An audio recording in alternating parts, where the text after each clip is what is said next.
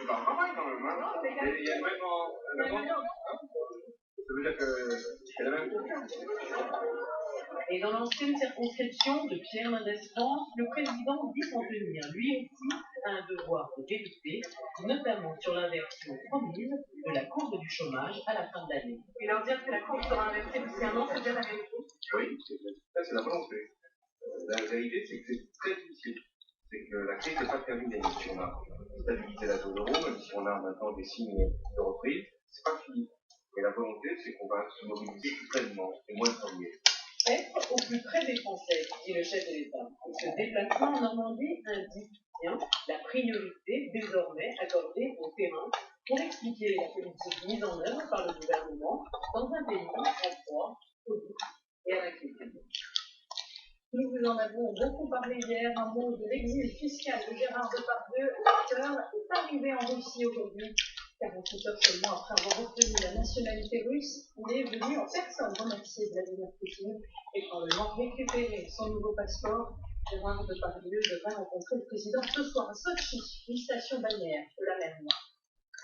Dans le reste de l'actualité, cet accident d'avion aujourd'hui à l'aéroport de Grenoble, un petit avion de tourisme qui s'est écrasé peu après son décollage pour des raisons encore indéterminées. Ses passagers, un couple de Marocains et leurs 3 enfants, ont été tués sur le coup. J'en viens maintenant à ce drame qui relance la problématique de l'hébergement des travailleurs saisonniers dans les stations de ski. Avant-hier, un couple est mort dans l'incendie de son fourgon. Un chauffage d'appoint pourrait avoir provoqué le départ du feu. Des conditions de vie extrêmement précaires qui sont loin d'être isolées. À la Clusa, reportage Christophe Buzine et Quincy Roussel. 2 jours après le drame, la vie a repris son cours dans la station de la Clusa. L'étage de Camille Delciné a été enlevé et un nouvel emplacement mieux exposé au soleil est accessible aux saisonniers. Les saisonniers qui revendiquent un style de vie, essentiellement pour des raisons financières, impossible de louer au mois des logements touristiques. Les propriétaires préfèrent toucher 1 000 € par semaine que de toucher 300-400 € par mois, quoi. Par un saisonnier, quoi. Les logements, pour l'instant, qu'on nous a proposés, c'est le foyer des jeunes. Vos chiens, on n'en veut pas, vos camions, on n'en veut pas. Moi, celui-là, c'est pas une condition de ça. La municipalité a en effet construit un foyer municipal actuellement complet pour accueillir une 60aine de personnes. Pour obtenir une chambre, il faut quand même verser une caution de 2 mois et payer 345 € de loyer. Enfin, de nombreux employeurs proposent tout simplement de loger leurs saisonniers, des chambres souvent rudimentaires et confortables. Vous avez 3 types d'alternatives. Vous avez ce foyer où vous avez les employeurs professionnels qui proposent des contrats logés. Et puis vous avez également les alternatives des villages environnants où le prix des logements est tout à fait abordable. Sur les 1200 saisonniers qui travaillent à la Clusa, 80% résident dans le canton de Thônes. Ils font quotidiennement le trajet des villages avoisinants. Finalement, ils ne sont qu'une quinzaine à vivre dans des camions. Ils demandent simplement l'accès à un point d'eau et une borne électrique pour se chauffer sans pétrole ou gaz pour qu'un nouveau drame ne vienne pas s'assembler cet hiver. Les stations ont confronté à regret les vacanciers ce matin. La journée a été chargée sur les routes, notamment dans la vallée de la Tarentaise. Le signe probablement d'une fréquentation très satisfaisante pour les fêtes de fin d'année. Le bilan est étonnamment bon, si tôt dans la saison. Le point avec Françoise Desmarais et Julien Benel. À l'évidence, les vacances les ont comblées. Après une semaine, on a les globules en forme, on est bien. Formidable. Soleil, soleil, soleil. On a eu de la neige, fraîche. Cette neige, tombée en abondance, a largement favorisé les réservations, même en pleine montagne. Une fréquentation en hausse de 20 à 70% par rapport à 2012. Même les stations d'altitude, toujours très fréquentées, ont été dopées comme Tignes, avec 25% de fréquentation supplémentaire. Il faut aussi relativiser tout ça parce que les 2 années d'avant, les jours fériés tombaient sur des week-ends, samedi, dimanche, et ça c'est très peu propice à la fréquentation. On avait connu une baisse assez importante. Donc on retrouve un bon rythme, même un petit peu plus, parce que là c'est vrai que tous les pays d'Europe sont en vacances. Les Anglais, les Belges et les Russes ont largement plébiscité les stations alpines. Ils ont stimulé les taux de remplissage. À Tignes, la plupart des hôtels affichaient complets ces 2 dernières semaines et les loueurs avaient le sourire. On gère 150 appartements, 650. Tout était complet. Ailleurs, les bonnes conditions tarifaires ont séduit un public pas forcément habitué à la montagne. Par ricochet, la consommation a progressé. On a eu une progression d'à peu près 10% de chiffre d'affaires, tant au niveau de la location que de la vente. Donc c'était une progression globale très intéressante. La saison 2013 a donc pris un bel envol. Un bémol toutefois, les réservations pour février démarrent assez mollement. Elles sont en retard par rapport à l'an dernier. Un premier bilan positif également dans l'Est de la France où les soldes ont déjà commencé, notamment en Lorraine. Les Français ont pourtant prévu de dépenser moins que d'habitude, mais il faut croire que les magasins ont su trouver les arguments. À Nancy, Valentine Patrick et Jérôme Kelly. Des magasins pris d'assaut, des rues bondées et des promesses alléchantes. À Nancy, pour ce premier week-end de solde, on vient profiter des bonnes affaires avant la fin des vacances. Près de 50 000 personnes sont déjà venues dans la ville pour dénicher les premières réductions. On y arrive, trouver des bonnes choses, les bons prix, les bons produits. C'est sûr qu'au bout d'une semaine, à mon avis, on a déjà pas mal d'articles. C'est sûr. Les soldes anticipés en Lorraine permettent de contrer la concurrence du Luxembourg et d'attirer des clients venus de loin. On vient de Vesoul, là, encore, donc on va profiter pour bien faire les soldes. Les soldes d'hiver tentent 80% des Français, mais en période de crise, leur budget devrait être en légère baisse par rapport à l'an dernier, presque 30 € en moins.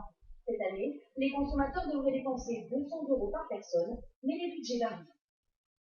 Quand on est jeune, on n'a pas forcément trop d'argent, donc là il y a beaucoup de promotions et tout, donc on en profite pour faire quelques économies malgré tout au début de l'année. On a un budget de solde d'environ 500-600 € pour les groupes. Voilà, le reste, c'est toute l'année, on essaie de faire un million. En période de solde, c'est souvent vers l'électroménager que se tournent les Français. Au rayon mode, les marques, les manteaux et les chaussures sont les plus recherchés. Pour ce premier week-end de solde, ce grand magasin devrait accueillir 15% de visiteurs de plus que l'année dernière, une affluence record. On a reçu plus de 40 000 visiteurs sur les 3 premiers jours de solde. Et aujourd'hui, le premier samedi, qui est une journée très importante comme le premier jour, on a fait un peu plus de 15 000 visiteurs dans notre magasin. Face au succès de ce démarrage des soldes, de nombreux magasins à Nancy seront encore ouverts demain. Et dans 4 jours, toutes les boutiques de France se lanceront à leur tour dans la course aux petits. Autre secteur moins classique qui multiplie les promotions alléchantes, celui des assurances, prêtes à tout pour attirer de nouveaux clients, et cela parfois au détriment de clients fidèles qui ne profitent pas des mêmes avantages. Alors a-t-on intérêt à changer régulièrement d'assureur? La réponse est oui. Benjamin Dard, École de Chevalier. La fidélité serait-elle mal récompensée? C'est le sentiment de ce couple de jeunes retraités. Il y a quelques mois, lors de l'achat de leur nouvelle voiture, le constructeur leur propose une assurance à un prix avantageux. Ils refusent, convaincus de bénéficier d'un meilleur tarif chez leur assureur depuis toujours. L'agent de notre assurance d'origine, aujourd'hui, à l'état pour vos propres intérieurs, on les propose que moi j'arrive, il ne faut pas faire ça sur les anciens clients. Donc on a dit, c'est dommage, au revoir, ça fait 40 ans que est chez nous, et on veut tout là. Économie réalisée, 330 € et avec exactement les mêmes garanties. Et Christian et Monique ne sont pas une exception. Les Français sont de plus en plus nombreux à résilier leur contrat d'assurance automobile pour bénéficier de meilleurs tarifs. Chaque année, on a environ 5 à 6 millions de contrats automobiles qui sont résiliés par les Français. L'assurance, c'est un peu devenu comme la grande distribution, et on est rentré dans un schéma de promotion avec ce qu'on appelle les 2 à 3 mois gratuits si vous allez souscrire un nouveau contrat. Et comme dans la grande distribution, les assureurs s'y retrouvent entre les nouveaux clients qui gagnent et ceux qui les quittent. Certains particuliers, en tout cas, l'ont bien compris et n'hésitent pas à faire souvent jouer la concurrence, d'autant que l'on peut changer autant de fois que l'on veut. En 17 ans de permis, j'en suis à ma 7e assurance, parce que les prix peuvent varier d'une simple triple. Et les prix varient aussi sur les contrats de santé ou bien d'habitation. Alors, une bonne résolution pour 2013, jetez un coup d'œil à vos vieux papiers d'assurance. Voilà maintenant des semaines qu'ils ont établi leur campement. Les opposants à l'aéroport de Notre-Dame-des-Landes ont organisé un festival de musique ce week-end, une manifestation pourtant interdite par les autorités, ce qui n'a pas empêché des milliers de personnes de se rendre sur place sous la surveillance des forces de l'ordre. Élie Breton et Bruno Grégoire. Difficile pour ces automobilistes d'accéder au festival. Les gendarmes déployés par dizaines contrôlent tous les véhicules et bloquent bon nombre de camions. Une sécurité renforcée, pas toujours appréciée. Très contrôlé, on est arrêté, il pris le véhicule, d'abord c'est vrai que c'est vraiment énervant. Forcément, il y a des mesures de contrôle, mais bon, c'est compréhensible. Malgré l'interdiction préfectorale, l'événement a drainé des milliers de personnes. Toute la journée, les forces de l'ordre ont ainsi dû assurer la protection du site. On est là pour accompagner les gens qui se présentent sur le site, les étudier au maximum de manière à ce que ça reste compatible avec la sécurité des habitants de la zone et également des citoyens. Sur place, les concerts s'enchaînent dans une ambiance bon enfant. Les organisateurs sont en effet parvenus à dresser des chapiteaux et des scènes artisanales sur un terrain marécageux.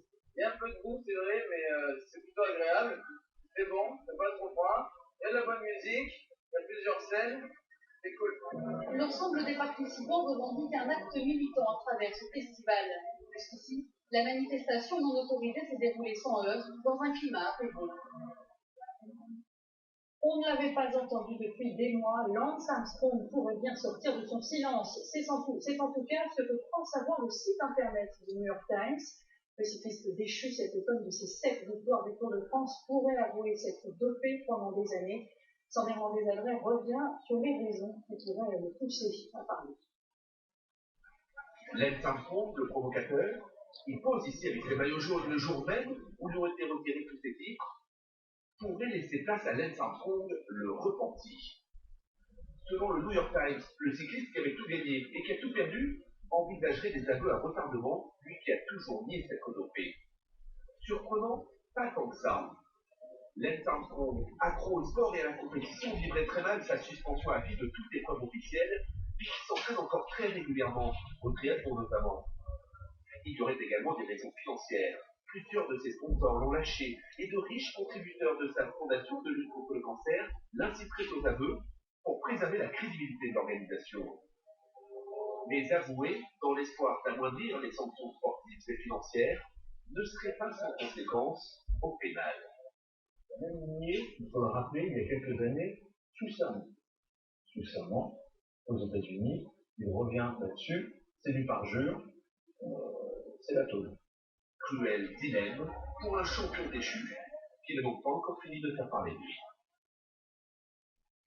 Le week-end dernier, nous vous avions aussi raconté l'histoire de cette étudiante indienne violée et battue à mort, une histoire qui avait provoqué une vague d'indignation dans le pays. Son fiancé témoigne pour la première fois alors que ses agresseurs s'apprêtent à être jugés. Le point avec Laurent Ben.